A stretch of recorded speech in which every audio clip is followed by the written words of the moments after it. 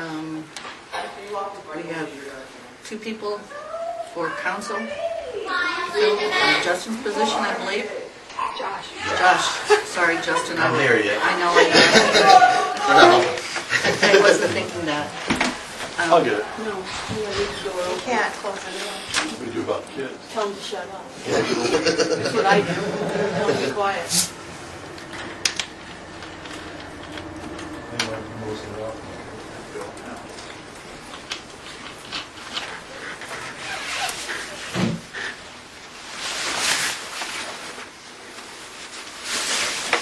Okay, Jane, I believe you were here to be a council person. Give us 2 minutes as to why we should put you on as a council person for the election. Well, if I'd known I was going to make a presentation, I would have dressed better, but the basic reason is I've got the time, I've got the energy, I've got the interest, and I'm very anxious to do the job. As you may or may not know, politics has been part of my career forever, it seems, and I just think it's a very productive thing to do, and hopefully I can help with issues that people in Auburn have, and help develop policy that would assist us in economic development. I know a lot of programs. I know a lot of organizational structures, and hopefully I can be of assistance that way. That's really why I want to do it. Okay. Larry, why would you like to be on the council? I was asked, first of all. Secondly, I've done it before. I've been in city administration, so still know what's going on around. Keep track of a few things, so I think I can do a good job. Limited time offered. 1 year, I understand, is about the... I can give that year. Okay. So, council, do I have a motion? Let me have a discussion. Everybody talk about it first. Okay. Well, I have to recuse myself from the discussion because obviously Jane's a relative. Definitely. So I'm not involved with that. I have to just witness it. Abstain, yes. Of course, I was the one that asked Larry to step up to the plate, so I think he did a good job when he was on before, and I think he could bring us a lot of insight for the next year. Okay. I've talked to Jane several times in the past, and I agree she has a lot to offer for the town with the, like she said, the economic development, things like that. And I think that's something that we really need to look into, especially with our property that we have up there and things like that. Maybe we can get some assets as far as that goes.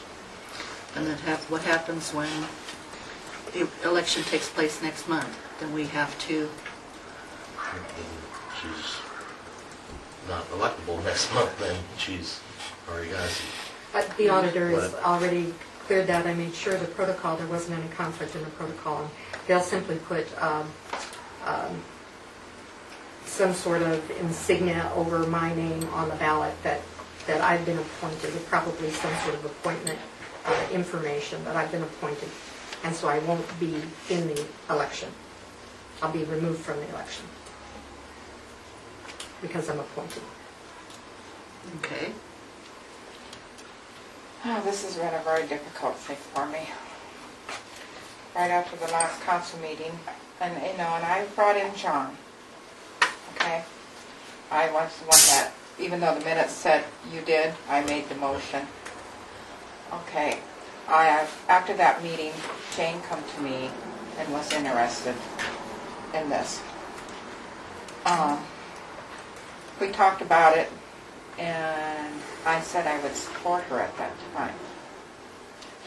And other things happened that I did not wish to say. And then Larry was appointed, and I like both of them, and I really had I have a hard time. I don't know what I'm going to do yet.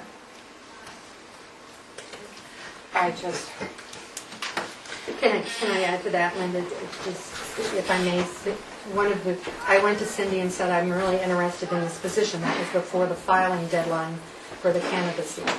And based on advice I gathered elsewhere, in case an assurance that I should go ahead and file a candidacy form and make sure that that's all in place, because I didn't want to take anything for granted.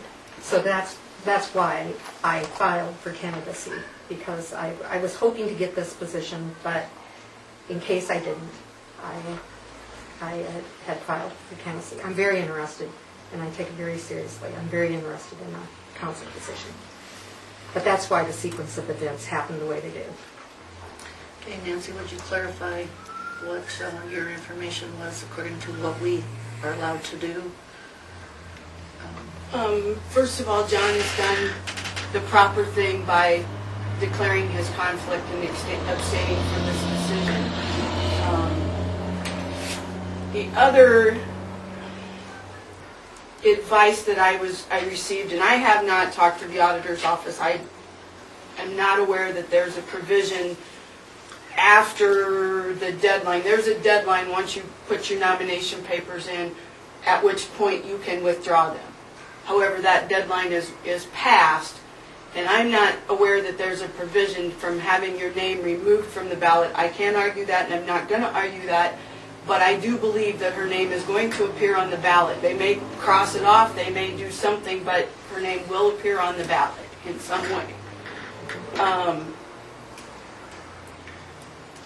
In consultation with the city attorney, he just wanted to caution the council about appointing someone who is on the ballot, as it could become a very wasteful appointment, because if you appoint a person who's on the ballot who gets elected 3 weeks from now, we're right back where we started. She's going to have to resign one position or the other, and we're right back where we started. So that's, I guess, what I can I would input serve for a today. year and then, correct? I mean, when you At say at that Well, point, no, if I she was think- elected, can she not say that I won't accept that election, and then we take the next two at that point then? That would be my understanding, I guess. If we appointed her tonight, she would fulfill Josh's 1 year. Then there would be an election, right, Nancy? We have one coming Right, up in a right. couple weeks. Yeah, but that wouldn't No. apply to Josh's position. Right. It's a 13-month position at Yeah. this point. So if she was voted in, then she would have to resign Josh's position, and then we'd be right back again, right? Or that she could She'd have have to to resign. resign. Yeah. Resign and then take the other position. Choice to resign one or the other, I think. Right, so if she decided to resign the newest election, then we could take the next two vote getters. I would assume If that. I was appointed tonight, I would immediately call the auditor tomorrow and tell them to strike my name from the ballot is the exact language. You strike the name from the ballot. The name will appear, but it'll have an X through it or something. So there's no option for me. This was what I wanted. And I only applied for the candidacy because I wasn't sure what would happen, if you'd have a special election for this or not. I didn't know. So my intention is, if I get the appointment, I will serve the 13 months and run again at the next regularly scheduled election. So they wouldn't be back where we started from, kind of thing. And I would have my name somehow struck, I think is how they call it, struck from the ballot. Okay. So council, have any other questions? And Larry, you're really interested in this position, right?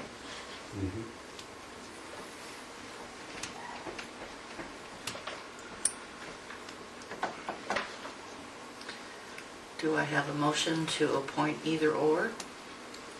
I'll make a motion to appoint Jane Bartle for the vacant seat. Do I have a second?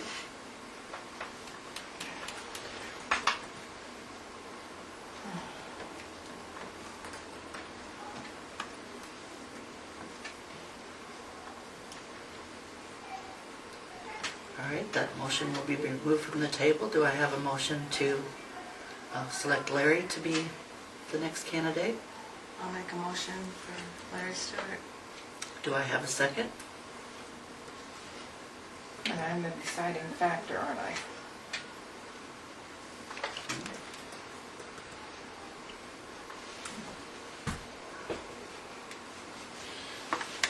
While we're thinking, Nancy, is it true, given the fact of when Josh resigned, that we would actually have until next month to appoint somebody, wouldn't we?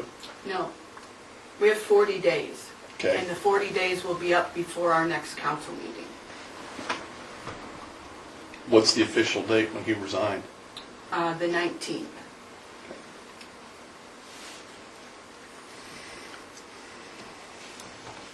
What happens if we can't come to a consensus? If we can't get a second on either motion? Then we probably have to have a special election.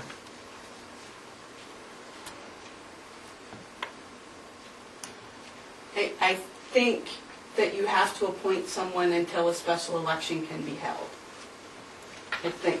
I'm not 1,000,000% sure on that question, but basically you guys gotta sit here and argue about it till you figure it out.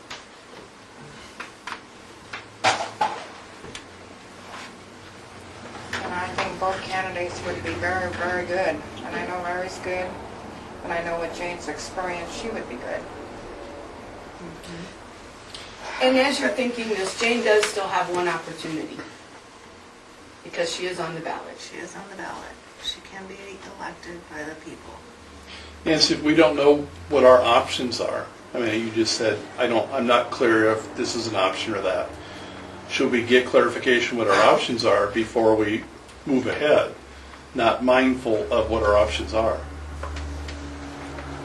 I think you're at a point where you've got to stay by this 40 days. You've got to appoint someone in 40 days. I'm agreement with you, but we're still within the 40-day period.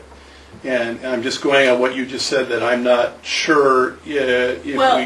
here's the other thing that should the voters or the people in the city not like who gets appointed tonight, they have the opportunity to petition the council to schedule a regular election at the next available date to schedule an election. So that is another option if they don't like who you appoint. However, you guys need to know that every time we have an election, it costs the taxpayers of the city somewhere around $1,000. So you're also considering taxpayer money as you're going through this. And we are talking about 13 months, and there's a big election in 3 weeks, you know. It's just nice to know what our options are. Exactly It's what our my options understanding your options are that you've scheduled you've advertised, published the date to do this, and this is the date you need to do it. are. Okay. Because otherwise we need to republish, and there isn't time to republish, and that's my You understanding. mean within the 40-day period? Right. Okay. So 30 days. I'm doing the math. I'm not very good on math. What is the, What's the what 40th? is What's the 40th official? The day? 40th day falls on what? Today's the 13th. It'd be 19th would be a month. Would be, 30 days. yeah, about 30 days. 14, So the 14, 21, 22, 23, 24, we're sitting on day 24. we have 60 more days, if we had to.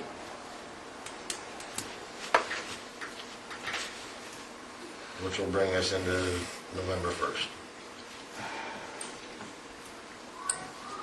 Then we're still going to be right back in the same boat.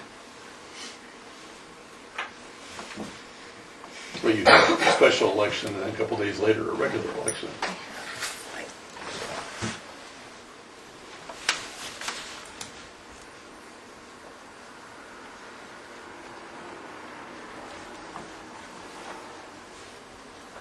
Jane, is there an option that you would wait until the election to see what the voters went? I'm just asking, I'm not trying to change your vote or anything. No. I would just reiterate what I said initially, and that was the whole reason I'm on the candidacy ballot for this November 8th is because I want to be on the council, and I would love to have this spot on the council. I'd love for that 13-month period of being able to learn, listen, get up to speed, and hopefully I can contribute. I'm very confident I can contribute. The fact that I'm a candidate for the next election was just simply, that was the advice I was given to go ahead and file in anticipation of something, me not getting this position. The timing is just all backwards. It was just unfortunate that it was the way it was, and so I hope that my filing those papers doesn't in any way tarnish my opportunity for this particular position. I don't see that happening, it's just the timing and what to do. I'm going to second my motion on Mary's, Janelle's. Okay, you are taking a second to Yeah. Janelle and electing Larry Yes. to be on. All in favor? Aye. Okay. Abstain. Motion carried. Thank you both for coming in and offering to be on, and good luck Thank you. next month in the election. Thanks for coming in, Jane. You bet. Good luck, Jane.